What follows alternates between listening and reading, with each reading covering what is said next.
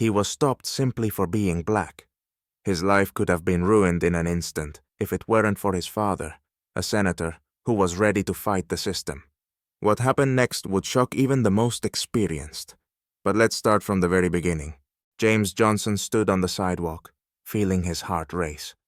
The sun had almost set, and the late evening was creeping across the city when he carefully packed his books into his backpack and started heading home.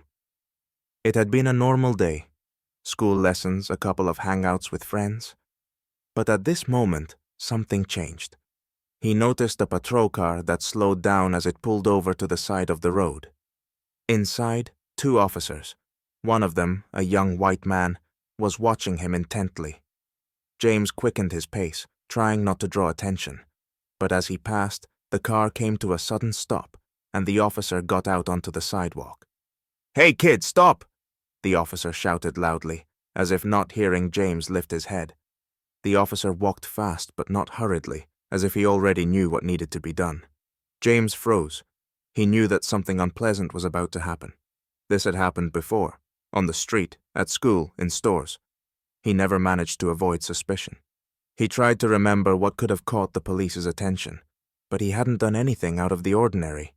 He was just walking home. "What's in your backpack?" The officer was now standing directly in front of him, his gaze hard. James clenched his teeth. His hand instinctively reached for the zipper of the backpack, but he quickly realized that any movement now could be seen as a threat. Instead of opening the bag, he quietly replied, "Textbooks, laptop, just going home." The officer didn't believe him. "Don't move. Open the bag. Are you hiding something?" His voice was cold and confident. James felt the mounting tension pressing down on his chest. "I'm just going home. It's my backpack, no problems," he tried to explain. But his words didn't stop the officer. James knew he had to stay calm. This was his chance to avoid making the situation worse. But the inner anxiety, the shame, and the fear he couldn't shake whenever he was stopped because of the color of his skin made his whole body tense. Time seemed to stretch on forever. "You think I'm buying that?" The officer seemed ready to act. His tone was mocking, as if James was supposed to be scared. "It's fine, I'm telling you," James replied, his voice trembling, but he was trying not to show his fear. But the officer was unyielding. James felt his stomach tighten, but he knew. If he didn't do everything he could to stop this now, the situation could turn dangerous. He took his phone out of his pocket and, noticing the officer's gaze, quickly called his father. "Dad, they stopped me. They want something. I don't know." His words came out faster than he could think. At that moment, the officer, noticing his gesture, tensed up even more. He moved closer to James, and his hand reached for his backpack, as though checking if the gesture was a threat. "What, you're gonna call someone?" The officer shook his head, but then paused, his expression darkened. He had already realized that this was no ordinary situation. And right then, James felt his breathing become heavy. A second later, a vehicle appeared on the horizon. A black SUV. James recognized it instantly. It was his father. When the senator's car stopped, the officer froze for a moment. Out stepped James Johnson Sr., his father, the senator. He didn't hurry. His steps were confident. His face, though tense, remained calm. "What's going on?" His voice was firm but not raised. He approached James and placed a hand on his shoulder. The officer continued to watch them, clearly losing his confidence. "He's hiding something in his bag. I demand that he opens it," the officer declared, but his words no longer carried the same conviction. The senator, remaining emotionless, looked at him. "My son isn't hiding anything. This is just an ordinary backpack with books and a laptop. I want to know why you stopped him." The officer hesitated. He tried to come up with an excuse, but couldn't. His words became unconvincing, and the tension in the air grew. The senator continued. "Let's figure out what exactly you're looking for. Which law has my son violated? If you can't explain, I'll take this up with your superiors." At that moment, James felt his fear vanish, replaced by a sense of confidence. He knew that his father wouldn't lose this battle. People started to gather around, and a woman standing by a store took out her phone and started filming the scene. The officer, noticing this, became even more flustered. He tried to justify himself. "We have the right to check people if we have suspicions."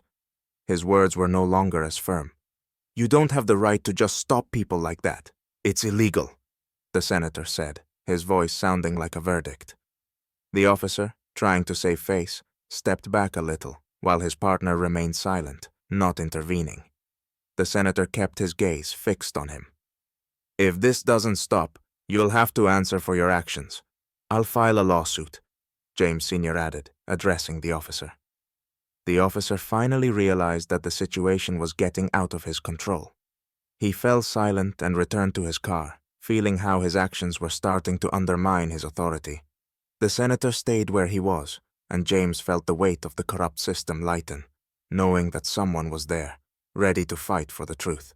Senator Johnson and the officer stood face to face, but the tension in the air was now palpable to everyone around. Bystanders began gathering, and soon several people, armed with phones, started recording the incident. James noticed how his father focused. Each step he took was calm and sure, yet his eyes revealed a resolve that exposed the core of the situation. The officer tried to justify himself again. "I'm just doing my job, sir," he said, still trying to find the strength to speak with authority. "We got a report of suspicious behavior." The senator ignored his excuses. "What suspicious behavior? Just because he's a black teenager with a backpack?" His words were so powerful that the officer fell silent for a moment. At that moment, voices began to rise from a nearby street where some school children were walking. One of the teenagers standing nearby shouted, "It's that guy! They always stop him!" The words of the boy, heard by the crowd, became clear confirmation that this wasn't an isolated incident. The senator noticed this, and understanding that the scene was starting to spread on social media, spoke louder. "Well then, if that's the case, explain to me what my son did that would justify this kind of attention." He calmly but forcefully addressed the officer. "Aren't you ashamed of treating every black teenager like a criminal?" The officer tried to hold himself together, but his voice no longer carried the same confidence it had before. He felt his authority starting to crumble. He just looked suspicious, sir," the officer mumbled unconvincingly, his words losing weight. Meanwhile, on the smartphones recording the scene, the first videos from cameras were starting to appear. Everything that was happening was instantly available to watch on social media. James saw how his face, his story, and his fight became part of a broader public reaction. People began sharing posts, discussing the incident, and soon human rights activists joined the conversation. "Dad, they won't be able to stop me, right?" James whispered. The senator, without taking his eyes off the situation, glanced at his son and confidently replied, "We'll break this system. Don't let them doubt it, James. Your rights are not something they can ignore." With each word, his confidence grew, and although the officer wasn't backing down, he was increasingly aware that his actions had attracted attention, and now there was no turning back. The senator took another step toward the officer. "You violated my son's rights, and you'll have to answer for it. I'll start by filing a complaint with the department, and then take it to court." The officer no longer knew how to respond. He stepped back, and his partner remained silent. Fear was evident in the officer's eyes at the thought of what would happen if they didn't back down. At that moment, James felt how his internal world was shifting. This was no longer just an incident. It was the beginning of the fight for the truth. Phones continued to record, and the thought that every moment of this incident was becoming part of something bigger hung in the air. Many people had already seen these clips and were discussing how the police had no right to behave this way. The officer turned around without saying another word. He knew that if he continued the conflict now, his actions would be condemned by the public. And then, as people began to disperse, James saw his father take out his phone and dial a number. "We need to do this. Let them know. Let this be a lesson." In that moment, James understood. Despite all the trials, his family wasn't just a support. It was strength. And now, he was ready to be that voice. A few days later, the scandal surrounding the incident gained massive public attention. Videos recorded by bystanders spread across social media, and human rights organizations, began focusing on cases of police bias, making it inevitable that action would be taken. Senator Johnson continued to demand an investigation, while public support for him and James grew. The officer who had stopped James was suspended, but the investigation dragged on. Public pressure mounted, and it was soon revealed that the same officer had been involved in other similar incidents. The senator intensified his efforts, stating at a press conference that this system cannot continue to ignore such things. Senator Johnson organized public hearings and brought attention to systemic racism in the police force. His words sent a powerful signal to local authorities, prompting the police department to launch an internal review. The officer was fired, but for James, it wasn't just about punishment. It was the realization that his voice had been heard. He felt how his life had changed. He was no longer just a victim. He had become an active participant in change.